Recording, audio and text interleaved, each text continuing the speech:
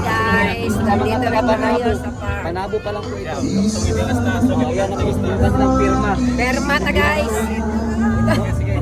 Na suporta at nadarama nila kagabi na dami pululiya. Umuwi ang galing ng dapat. Alright, pwede na daw panagtapok-tapok mga ginsuman. Open kini sa tanan. Wala kita'y gitumbok kung kinsa kung asa nga grupo, asa nga pundok. Ini atong gihimo, kinasing-kasing aron sa pag-ampo sa sitwasyon sa atong panahon karon. Kaya musugotag sa dili, bisan asa ta nga pundok, itang tanan apektado. Tama ba?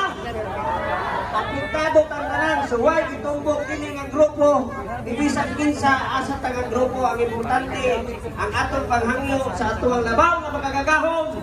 Dunggo niya alang sa kayuhan sa atong nasod o alang sa kayuhan sa tao nga ato ang didikaran ng gabiuna. Kailain kung si Tatay Digong. Mabuhay ang mga Duterte!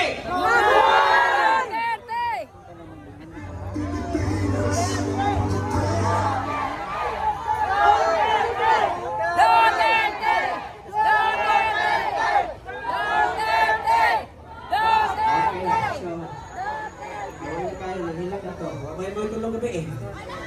Ano? May tulong. Sige lang. After ani mga tulog ta. Bukas mayroon tayo. Sabihan niyo ako si Sin Bungol sa Costa Road. sa pagsaka alang sa representante sa ato sa Catholic Church. Hindi ko alam kung saan yun ay katuloy ito sa marami. Bukas ko lang 7 ng umaga. Sige. Tingnan ko lang ito. Alright. Sa mga